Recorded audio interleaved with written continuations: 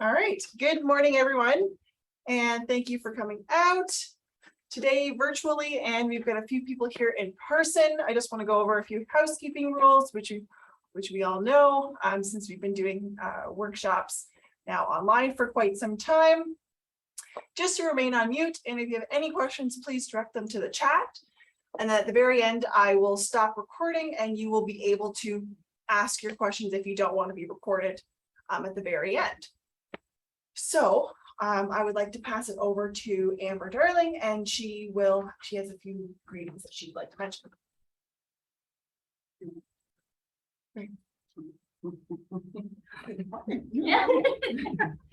Hi, folks. I'm Amber Darling, Executive Director at Trendval. Just here to tell you just a quick 30-second elevator speech about Trendval. So Trendval has been in business since 1987. We're federally funded and we're governed by a board of directors. We manage the Small Business Center, of which is hosting this workshop today. And also we provide business counseling, information, and financing. Last year, we did lend over $2 million to 17 businesses, in addition to over 60 businesses during COVID. If you would like some information on financing, you can reach out to Chantal Ouellette at chantal.ouellette.trendval.ca. And Chantal can get you the base information, and she will put you in contact to our business and loans advisor, Eileen Brown. Thank you and enjoy the workshop. All right, well, thank you very much, Amber. And I would like to introduce Teresa Gannon. She is the head of marketing at Simple Desk. And I know integrated marketing communication strategy sounds a little bit daunting, but we'll break it down in this workshop for you and explain a little bit more of what exactly that means. And I will now pass it over to Teresa. Hey everybody, so as Brianna mentioned, my name is Teresa and I'm the head of marketing at Simple Desk. Simple Desk started out as a VA support company, and we have grown to help small to medium business owners in Quinte West and the surrounding area to grow their business. So we do anything from marketing support to admin, systemizing, graphic design, anything basically that you need to run your business. We can help you make that happen. So to get started, I'm going to really simplify what integrated marketing communications is. It's just basically the fancy marketing term for it, but essentially it's just how to deliver a cohesive message across all of your marketing channels that your brand uses. So if you're going to be talking about something on social media, it needs to be the same on email, vice versa. So it's just a way to provide consistency. So wherever your customers choose, because some people might just follow you on social media and some people might just want to leverage your email. So having a consistent message is key to just get all of those touch points. So what methods of marketing you end up choosing for your marketing mix, it's totally dependent on your ideal target market. So what I do at Simple Desk might not be what you do for your business. And it is true that the more touch points you have to explore, the better. There's like a rule, like 7 touch points usually to kind of communicate your message is the ideal. But again, it is 100% knowing your target market and leveraging those platforms accordingly. We will also be exploring the buyer journey. So just creating some awareness that each buyer or customer they may have has a funnel that they go through. We're going to talk about that, but you should already be coming to this workshop with an idea of who your target market is already, and we can refine it a little bit more as we kind of go on.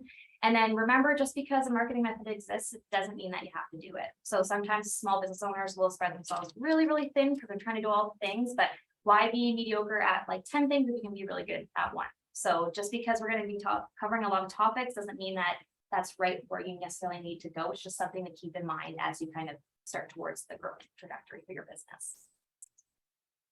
So marketing communication methods. Today, we're going to be covering 3. We're going to be covering content marketing, social media marketing, and email marketing. They all kind of work together. So if you're listening to this and you're like, oh my gosh, that's too many, it all kind of wraps up. And I will show you how they all kind of tie together. So basically, content marketing is a marketing strategy used to attract, engage, and retain an audience by creating and sharing relevant content. So again, we're not really thinking about buy this product or book this service. It's what piece of value can I give somebody that allows them to have a relationship with me and to see me as somebody who is an expert in my area of whatever industry that you're in. So types of content marketing could include blogs, video, podcasting, infographics, emails, ebooks, lead magnets, social media posts is also a type of content marketing as well. So the goal with content marketing really is to kind of establish your business as an expert, to promote brand awareness so that people become familiar with your brand, and then keep your business top of mind in the buyer journey. So if they're looking for something that your product or service fills, they're going to be thinking about you because they've had this interaction through your content.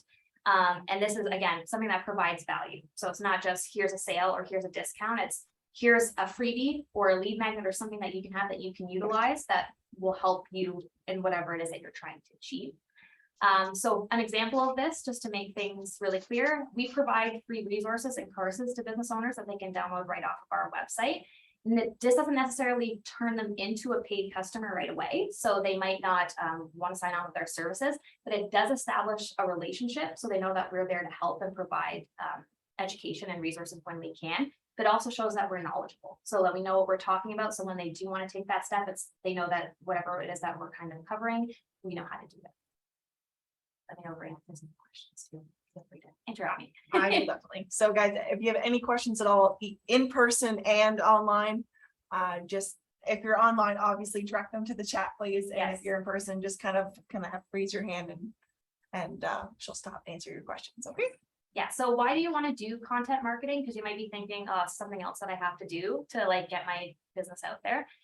Video has actually been shown through a lot of studies to become the preferred method of communication between businesses. People want things quick, they want things fast, they want you to just be able to communicate it. So you're seeing videos and reels and podcasts and little audios are kind of becoming the preferred method of content. So that is a form of content marketing and people are just eating it up. It's the best way to communicate. So but the thing too, sometimes people will get kind of wrapped up in the content development. It's a lot of different things to do, but you can take one piece of content and use it for different things. So you could create a YouTube video, but you could chop it up for a reel, or you can use a transcript from that video and create a blog and then send that through your email or create social media posts. You can make your content go into like different pieces. You just got to be creative and kind of think about where that's best going to be used. Blogs are also a great way to kind of drive up organic traffic to your site. So ultimately you want people to go to your website so they can take a look around, they can see what your message is, what you want them to experience, what you offer. And then if you're, whether your service or sales product based, you want them to be able to book or clearly purchase product. When you are doing a blog though, you're going to want to think about SEO, which stands for search engine optimization. I'm not going to get too much into that, but it's basically understanding if your target market is looking for your product or service, what are they searching in Google? Like what words are they using? And then leveraging those keywords in a strategy through your website and through your blogs. Then it helps bring people who are completely new to your website as well. So if you're just marketing to people that know you, that's great, but you also want to be driving unfamiliar people to your website to get kind of familiar with your brand. And number 3, this type of marketing showcases your expertise and knowledge. It communicates your brand value with ease and helps to nurture your relationship with your audience. So it's not just direct sales pitch, because if you're just pitching, buy this, do this, you're going to have people drop off because you're not giving them anything that's really tangible and that they can kind of hold on to. The next one we're going to talk about is social media marketing. So this one everyone's familiar with, but it's basically the use of social media platforms to interact with your customers. And this is to build brands, increase sales, and drive website traffic. So you might be looking at Instagram and Facebook. Those are primarily the ones everybody uses. Again, depending on your ideal target market, you might only just be doing Instagram, might just be doing Facebook. Sorry. LinkedIn is great for B2B as well. So if you're a B2B business, I highly recommend getting on there. And then TikTok, that's a little bit more difficult for some people because it is primarily video content. It's like a whole other avenue. So don't invest in it. It's fun. It's so fun. Yeah. It's so much fun, but even doing it on a personal level, it's a lot of time. Yeah. So that's why I say, time. establish those two, like Instagram and Facebook or whatever it is that your main social media channels are, and then move to TikTok if you have some time, but it's something to kind of consider. So the goal is to keep your business top of mind and build relationships with your followers. So it's a great funnel starter. So it's a great way to start communication. It's a great way to kind of introduce your brand, nurture that connection, and then kind of push people down the funnel. And you don't have to be good at everything. Like sometimes you just don't have to do it depending on your audience, and you don't have to be an expert in everything. Just you have to keep trying things and see what kind of works for your business.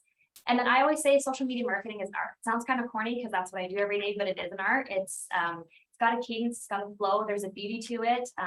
There's timing, you got to know your audience, and you can't be afraid to try new things. Like every artist, when they create a piece of art, it's not always perfect. And that's the same with marketing. You might create something and you love it, but it just doesn't hit right. Maybe you didn't post at the right time, the message wasn't right. It's just a lot of give and take. So you will spend a lot of time on social media marketing, but if you can find something that works for you, it will pay off for you in the long run. So some forms are like why people want to use social media marketing is community engagement is huge. That's the main one, just keeping top of mind with people. Sales and lead gen, so it's a great way to start the sales process. Customer retention, so again, just keeping top of mind, continuing to engage. Website traffic, so you often see people diverting back to the website. Audience growth, so just Instagram, like using hashtags and things helps pull new people in that you don't have following you, and growth is obviously huge. It's what you really want to see. Reputation management, so again, position yourself as a front runner in your industry, being knowledgeable, telling your brand story. It's also great for feedback. So people will tell you if they like something or if they don't, or if something's working or if something's not. So pay attention to that. Also great with increasing brand awareness, increasing engagement, and then metrics. So one of the things that sometimes I run into when I'm working with clients is they'll think that they have an ideal target market in mind, but it's actually not. And it's because they're not looking at the metrics. They're not looking at what the data is telling them, like what are the age or the gender or location of the people that are coming to their social media accounts. And then they need to tailor that content to that demographic. And it's often the first place people will look for you. People don't want to call. They want to find you on social media, look at your posts. They'll message you that way. You know what I mean? Like they're not going to want to call you. People are just Xing that completely. And then our third method is email marketing. So it's a form of marketing that can make customers on your email list aware of new products, discounts, and other services. So it's also a softer sell as well. So it's not just strictly a pipeline for buy this, do this. It's a great way to have, Simple Desk uses our email list for blogs. So like to educate people, we give them different pieces of content each week. You might have a monthly newsletter where you kind of just keep people up to date with things that are going on. But it's a great way to just keep top of mind with them and then not have to worry so much all the time about your social media marketing efforts. And then also being on somebody's email list is a huge privilege. It's not a right? So if somebody signed up for your email list, they obviously want to hear from you. They want to get your content. So just rewarding them for that, that interaction, that relationship is also huge. So sometimes a business might launch sales or discounts strictly to an email list because they're just saying thanks for getting my email and paying attention to it out of all the emails that you could get, right? Some platforms include MailChimp, Flowdesk, ActiveCampaign, MailerLite, Constant Contact, and many others. Depending on what you need your email system for, that will determine what you go with. But most people that I work with start with MailChimp because it's just basic and easy to use. So the goal for email is to promote sales, discounts, deals, and new launches, keep your audience engaged and informed. It creates yet another touch point for like a launch. If you're launching a product or service, it's just another way to communicate that. But it also creates a closed community that provides value to those on your list. So again, I always treat email lists, whether it's Simple Desk or our clients, as a community. I want them to feel appreciated and valued, but I want to make sure that they're getting the best content that they can, right? It's not a question. It was me. Okay.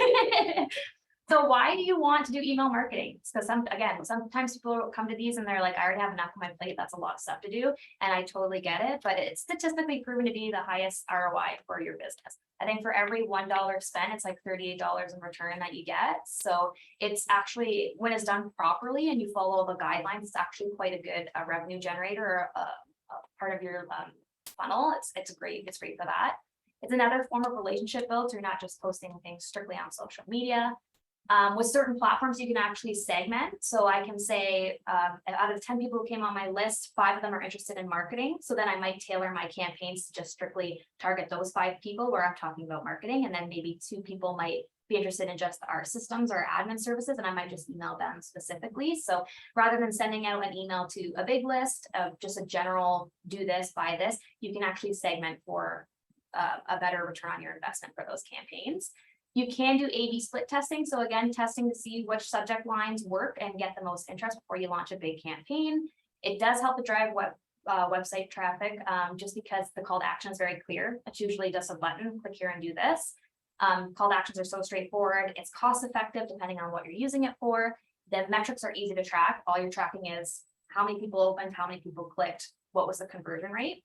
And they are a great way to nurture both hot and cold leads. So if you're segmenting your list, you can, everyone's different on a different part of their journey. Some people might be hotter and ready to kind of commit, and some people might be colder and need a little bit more nurturing. Email helps you to do that. It helps you to target them at the exact place that they're at so that you can push them down the funnel when they're ready and hopefully land a sale or a booking.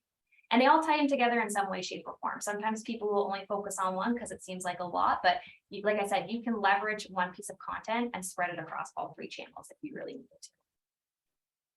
So how do we develop a marketing communication plan now that we have those styles in mind? So any good marcom plan really starts with understanding your audience and how many touch points you need to clearly communicate your message. So before you even do that, I recommend creating a buyer persona, which is a detailed description of someone who would purchase your product or service. And you're going to factor in things like age, gender, location, language, spending power. So like what they make and how much money they're able to spend, what they're interested in, and what their challenges, needs, and pain points are. A buyer persona is really as simple as, here's Tom, he's 55 years old and he lives in the West End of Quinte West, and he makes X amount of money, and this is what he's struggling with. That's a buyer persona. It just gives you a really clear idea of who it is that you're talking to, so that when you're creating these pieces, it makes sense to that person. It's not generalized. It really speaks to them individually.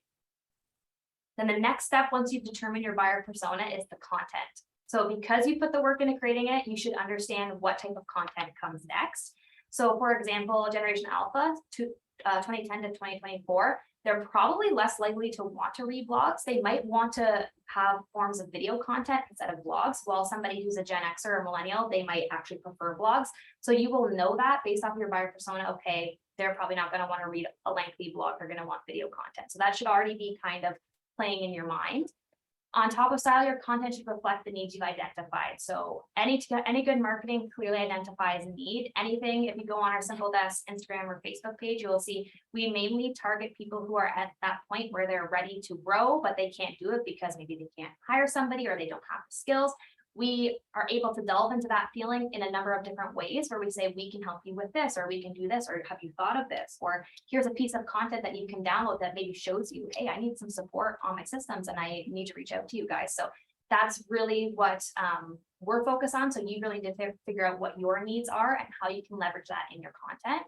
And I really do view marketing as storytelling. So each piece is specifically crafted to contribute to a brand story. So what we overall want to achieve, but also reflects a deeper need or that want. So I may do that over a number of posts or emails. Maybe one's enough. Maybe I need to do 2. Maybe I need to do a mix. So it's up to me to decide what I'm doing and how that's going to be communicated. And then you're going to clearly identify your goals and what you want to achieve each month. So this will also give you an idea of what you need to make or what you need to post to kind of make those goals happen. And I will get into that in the next couple slides. Last but not least is cadence. So cadence just means how you structure your post. The biggest mistake you can make is not creating a plan for you to develop your business or develop your strategy. Because if you don't do that, sometimes people will just post frantically, like, oh, I forgot to post today, and it just doesn't feel cohesive. It doesn't feel like it's thought out. It really is detrimental if you're not seeing like the bigger picture for how your marketing supports your business. It also creates a bottleneck for your sales pipeline. So if you're launching something and you haven't done kind of drawing up the interest, it keeps people at the top of the funnel. So it doesn't push them down into conversion because you haven't done enough to kind of get them interested in that. And also makes your brand look really not cohesive and put together. And it's really hard to put things together with an adequate time frame and do your business justice when you're marketing on the fly. So you're really shooting your own self in the foot by not being proactive about what kind of marketing you want to do. And it's actually one of the harder things to nail down. Cadence isn't easy. Like there's no marketing firm, if you wanted to work with somebody like us or another business, there's nobody who has like a set rule or way of doing things that works for everybody. So sometimes you might have to do some trial and error, always reviewing those analytics, see what kind of works and what doesn't, and then leveraging those as you kind of move forward. There's no set plan. I can't tell you post this many times or do this. It just doesn't work like that. It takes a lot of trial and error and just testing things out. And you can post too much and you can email people too much, but you can also engage too little. Like if I'm looking for a business to support and you're not posting enough on social media, probably not going to kind of use you as a business that I'm going to support, because I just see that you're not as invested in your business. So why should I as a customer? Right? Or are you still in business?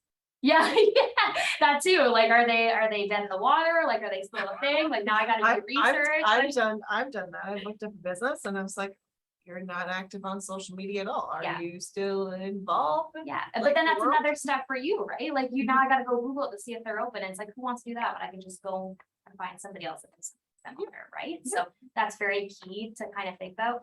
And they become really clear, like these steps, like I gotta do this every time when you understand sales funnel and you understand a sales pipeline. So a sales funnel, everybody has one. They might not operate like I'm working from a sales funnel or a sales pipeline, but you have, no matter what business you have one. You just probably don't recognize that you do. So a sales funnel is a consumer focused model that basically illustrates the theory of a customer journey towards awareness to the final sale. And then a sales pipeline is basically all the steps that you take for that funnel to convert people. So from research to creating content to following up, that's your sales pipeline. And you might have something like that already as part of your business, but you haven't maybe clearly identified that. And that's really key, that everybody's aware of your sales funnel and your sales pipeline, because if they're not, they're just posting on a whim. They're not posting with that thought in mind. So understanding how you are engaging with people, what you're selling or what you're doing and how that looks and what you need to do to make that happen is 100% key to the conversion rate and seeing a return on your investment. So understanding the customer decision-making process is super simple. Every purchase or booking is based off a need or a want. Even if you sell candles that are like soy-based, and you might think, I'm just selling candles, you're probably selling to somebody who doesn't want toxic chemical candles and they want natural, like, and they, you know what I mean? Like they want that kind of healthier candle option for their home. It doesn't seem like that because it's just like one image, one product, but that's what people kind of identify. They have a need or a want. You want to understand how that need or want is fulfilled by your business. And then the steps that the people take or the customers take looks very similar to this. So I'm recognizing a need or want. I'm searching for a product or service to fill that need or want. So again, thinking, is my website doing enough to communicate my unique value proposition, what I want to have happen? Are you doing enough to set yourself apart from your competitors? Identifying which business suits their needs best, and then assessing the after sale experience. So did I have a good experience? Am I going to be a returning customer? And you need to keep that in mind. I often say, test it out as a mock customer. Like if I'm going to be pitching this, here are all the steps. At the end, was it fluid enough? Was it easy enough? If not, how can we improve it before we launch? So these are key questions to ask yourself. And I'm happy to send the PowerPoint as well, Brianna, if you want to send it to anybody attending as well, so that they have it. But these are the questions that I ask myself whenever I do anything, whether it be for Simple Desk or my clients. It's, where is my ideal client finding or engaging with me? What action do I want them to take? And is that clear?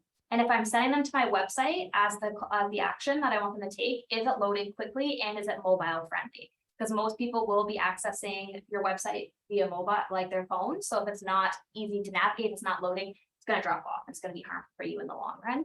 And how many steps do they need to take? The worst thing you can do is just say, go here, but now click here and then do this. You want to just send them exactly where it is that they need to go with a clear call to action there, whether it be a sign up or a purchase, because the less steps that they need to take, the better. It's just proven that if they have to take multiple steps, they're going to drop off. And do I have something in place to follow up? So if you're a product-based business, think abandoned cart emails. So do I have an automation in place to remind people to finish checking out? If I'm service-based, like somebody like us, we have automated emails based off of where they are in the customer journey. So like if they fill out a contact form, but they don't commit to a meeting, we have a follow-up within a day or two, just prompting them to book a call. You want to think offers and discounts. Sometimes people will do that as a way to push them further down the funnel. That's not something that everybody wants to do, but it is a strategy, right? Is to just push them down to the funnel to make them like a paid or converted customers. And then how many touch points do I have? So again, as I said at the beginning, you don't have to do all of them, but it's key depending on what you're trying to launch. If it's something big, you're going to want to do as many touch points as possible. So how to implement your plan. And this is usually the part of the presentation where people just kind of start to dive off a little bit, because it's like, I already do enough things as it is, and I don't need to add anything else to my to-do list. But and that's often the biggest thing. Like a lot of people come to us at the point where they are just so burnt out and struggling with growth because they want to grow, but they don't have the right people, or they don't have the resources, or they don't have the systems in place because they're doing everything manually, right? Like they're sending the follow-up emails, they're billing people, they're doing whatever, they're taking inventory of their stock. When you systemize your business, life runs a lot smoother. And that's exactly what I do for all of my clients. Marketing, everybody gets a content calendar exactly like this. And it is just a Google Calendar and it's cheap. Like it's just free so people can use it. I usually use different software for people who have the money to put towards a more robust software. But for somebody who's just looking for a way to streamline at the beginning, this calendar does wonders because it just gives you an overall visual of what I'm going to do, when I'm going to do it.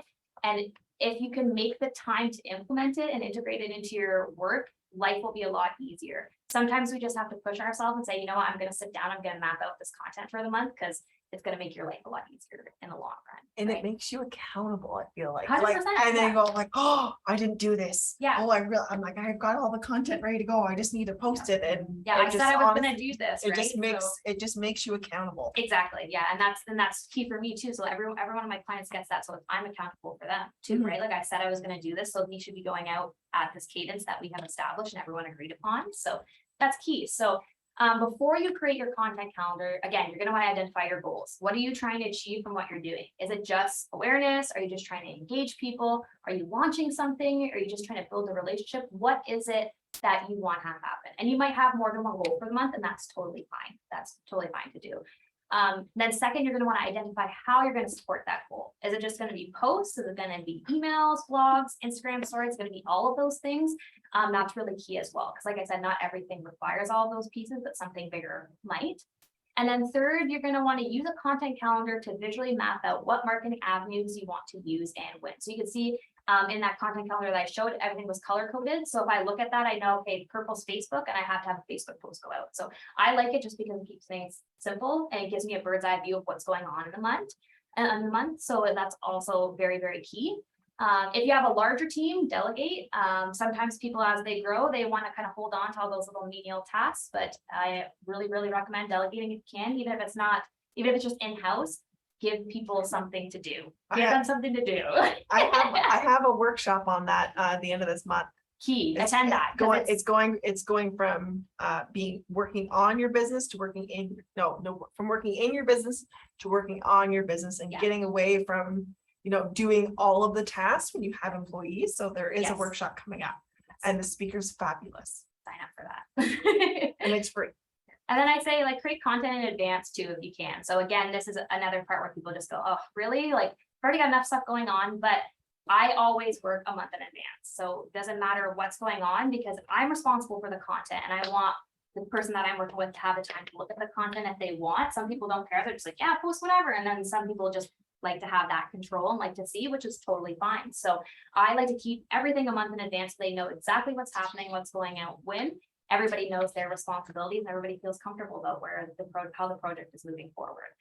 And then of course, make your content go farther. Like I said, the blog one's huge. You can create a blog, then transcribe it, or you can do a video and transcribe it and make it a blog. You can cut that video up into pieces of video content. You can make static posts, you can make carousel posts, you can make a piece of content go so far. It's just about continuing to deliver value in a way that's meaningful for people. And then schedule your posts to deploy on your schedule so that you don't have to manually do it because there's nothing worse than spending the time to map out everything and then forgetting to post it. So schedule when you can. Your life's going to be a lot easier. And then I cannot say this enough, review your metrics. I work with so many people and they're like, I don't even know where to look for the metrics. And I'm like, well, how do you know what's working and what's not? So then it's up to me, obviously, to go in the back end and have a look and kind of gauge what needs to be changed and what doesn't. And that is such a harmful way to run your business. You should be really aware of what's kind of working and what's not. I'm going to touch super quick on automation. If you want more information on automation, I do have another workshop that I did with Brianna that I can also send, but it's not for everybody. Automation is like when you're at that point of growth where you're ready to kind of just streamline some things and get some stuff off your plate and meet those metrics that you have for growing your business. But so there's three things that you want to consider. Costs. So some software automation systems cost an insane amount of money, but it's worth it if it helps. Where your business is at in its life cycle. So somebody new might not want to even talk about automation because they're like, I'm just getting my grounding. I'm just trying to figure out where everything is. But I've got a lot of people that I work with that are at the point where they're like, I've got 10 problems. I'm like, you could fix 8 of them with automation if you found the right programs. And if we know what exactly what it is that you're doing, what your sales pipeline is, we can help you make that happen. And then manpower. So automations do take time to set up. They're not this easy thing. They're not foolproof. Things can happen. So you need somebody to kind of jump on if there's an issue, and they can be difficult if you don't have the knowledge. Luckily for me, I've been building funnels for like 3 years now, so it's easy for me, but it is something that takes a little bit of time and a little bit of knowledge to kind of implement. And so if you've ever struggled to deal with some of the steps in your business in your sales funnel because of timing, like I just don't have time to bill, or I don't have time to do this, or I was supposed to follow up with so-and-so and it went 2 days later than I meant to, you probably need automation, or you need some kind of system in place to help make that a little bit easier.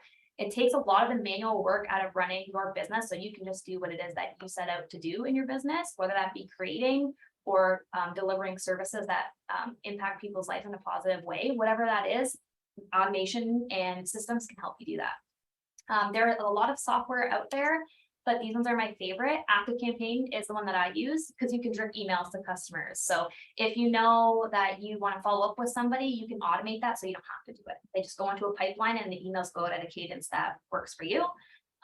You can easily link it to your website to take care of email delivery when someone takes an action. So if they fill out a form or download a lead magnet, it can be delivered to them via ActiveCampaign. You can use it for challenges, summits, newsletters, emails, lead magnet delivery, follow-ups, and much more, and abandoned cart automations. MailChimp does do some of this, but it's very, very basic in comparison to ActiveCampaign. And ActiveCampaign is honestly the one that I recommend for anybody in growth, because if somebody's on my newsletter, like say I send an email to Brianna, I can then see if Brianna opened that email, and then if she clicks through to the website, I can see each page that she goes on for my website. So it tells me whether or not she's interested or what I need to do to kind of re-nurture her or push her farther down the sales funnel. So that's key. That really tells you where there's any holes or where things are going well, or where you can kind of tighten things up. And with that software, does it actually take everybody's emails and pick out and give you demographics at the end, what people like, what they don't like? Yeah. In general. Absolutely. Yeah. It'll give you like a full scale of like everybody on your list. Yeah. And then you can segment that further as well. So like you might have it set up on your website that if somebody fills out a form to download this lead magnet, they go into a specific list because you know they're just interested In that one. in that thing. Yeah. So you Okay. can then pitch more lead magnets to them as opposed to just sending it out to everybody and Right. hoping for the best. Yeah. Like that's very key. And like it's a game changer for your business when you're at that point. Okay. Meta Business Suite is free. I get a lot of people asking me, like, how do I schedule my posts in advance? Like, what platform do you recommend? Free is better. I don't like to send people to buy software if it's not going to be helpful. The great thing about Meta Business Suite is you can schedule posts for Facebook and Instagram at the same time, and then just change your call to action. This is really the way that I'm able to manage so many clients, is just because it's free for one, and everybody has access to it because it's through Facebook. So you're just able to use it with ease. Last but not least is ClickFunnels. So this is a newer one that I've used. I've done a lot of summits, challenges, and landing pages, but it's also great for training, personal training, program delivery. It speaks for itself in the name. It basically creates a funnel. So like from opt-in to like all the way down to like paid customer, what does that look like? It does work in conjunction with other email platforms. So if you want to just host everything on ClickFunnels and then do the email through your own email software program. And then last but not least, automated messages. Like some people don't like this, which is fine, but it's great if you do a lot of DM nurturing. Like some businesses strictly just operate on send me a message and we'll have a chat. But if you're at that point of growth where I don't have time to just sit there and look at my messages, then it allows them to kind of see, to ask a question, and you might be able to auto response, like you can find this here or book a meeting with us here, so that you don't have to leave them waiting in the pipeline and let them kind of cool. You can kind of take care of it if it needs to by autofilling your responses. And then where you can automate it, I recommend that you do, because it allows you to dive deeper into your business rather than getting bogged down on all your tasks. Last but not least, how to stay on trend. So trends are hard, and I find trends in a marketing perspective really toxic because everybody wants to go viral, but like it's not really the greatest way to operate, because how hard is it to get viral again once you've gone viral, right? Like it's just usually it's a one-time thing, and then you're just struggling to get there. Like it's just not worth your time. Like you want to create a more cohesive strategy that works. So to stay on trend, I always review analytics. So I look at what's working for us and our clients and what isn't. I pay attention to what's going on in the industry by following top industry leaders. So people who do what we do, I pay attention to what they're doing and I look at what our competitors are doing. I sign up for a lot of marketing newsletters. So HubSpot and Social Media Examiner are two of my favorites because they usually get you the information as fast as possible. So you're pretty on the ball when something changes. I always recommend changing your offers or creating new offers every month to stay relevant and just keep people engaged. Get feedback from your customers. Like I love feedback from people where they say, we could have done this better, or I really like this. It helps me understand what's working for them and what needs to change and what doesn't. And then just have fun. So your audience is more perceptive than you think. If something feels like it's too salesy or like a pitch, they're going to notice. They might not say like, oh, that person looked really awkward in that video, but something just doesn't resonate or connect with them the way it's supposed to. So just have fun with it. There's so many people who are like, oh, I want to do reels, but I feel weird. Everybody feels weird doing reels, but like the kind of the kind of traction that you get from that is huge. Like it'll just show it to everybody, right? So it's just worth trying out and just getting past that awkwardness. I'm awkward too. Like, don't worry about it. Like, don't ever feel like, oh, I don't want to do this. Just try it. And that's usually when you kind of get like more results than you expect, right? It's like when you're just being yourself and having fun. So, Yes, yeah, I know. right? Like just try it. And It's trying to awkward. get other people to do it. It is, And then you're yeah. stuck being the face all the Yeah, time. it's awkward, but it's worth it if you can try. So just to recap, I'm going to do a mock buyer journey so you can understand how I would do something. And this should paint like a clear path or like a wrap with everything that we've kind of talked about. So hypothetically, Simple Desk is launching a new service offering, and here's how I would approach that from start to finish. So my first step would be identify who our target market is. So at large, we service small to medium business owners who are looking to grow, but the service that we're launching might only be specifically for a small bit of them, might not be for everybody. So really understanding who that service is for is key. Then identifying the value of the service we are providing. So the why and the feeling. Why do you want to buy the service? Because it is money out of your pocket. What are you getting out of it? And how are you going to feel after? A lot of times for us, it's the same. It's just knowing that you have somebody to understand your business as a whole. It's like a fresh set of eyes, but then you just feel like you're taken care of and you don't have to deal with all those moving parts. Determine how and where you want to launch the service. So like you might just want to do it on email first. You might want to do multiple touch points. That's totally up to you. And there's no right or wrong way to do it. You just try it out and then review your analytics. Then you work the launch into our content calendar, factoring multiple touch points with a clear call to action on each. So your content is not just going to be pushing a product or service. It's going to be storytelling. It's going to be having fun with reels. It's going to be going live, right? Like, so that should already be factored in. And then you're going to massage those more salesy things into that content so that it creates like a nice little cushion. It's not just like buy this or do this. It's, oh, I love that video that Brianna made. Now they're having a workshop. Maybe I want to sign up for it, because you're doing that relationship build with the other pieces. You're going to want to create the content and schedule it out on the dates within your calendar and automate as much as possible. So in our case, because of our software, we would automate a funnel for interested parties who did not immediately convert into paid customers with a follow-up. That might be one email, might be two. It might be, hey, we were thinking of you, here's a freebie, and then push them further down the funnel if we can. Again, that's not for everybody, but it's something to consider. You might do that internally for now. Like you have somebody who's sales and they have a number of steps that they have to follow. You can eventually automate that at a later date when it's ready, when it's the right time for you.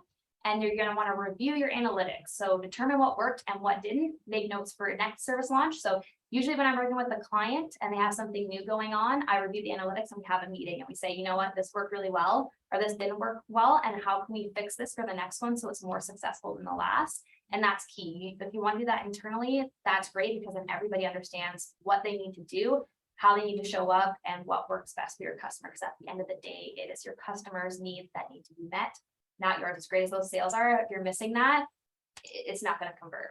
So that's all I have today. If you have any questions,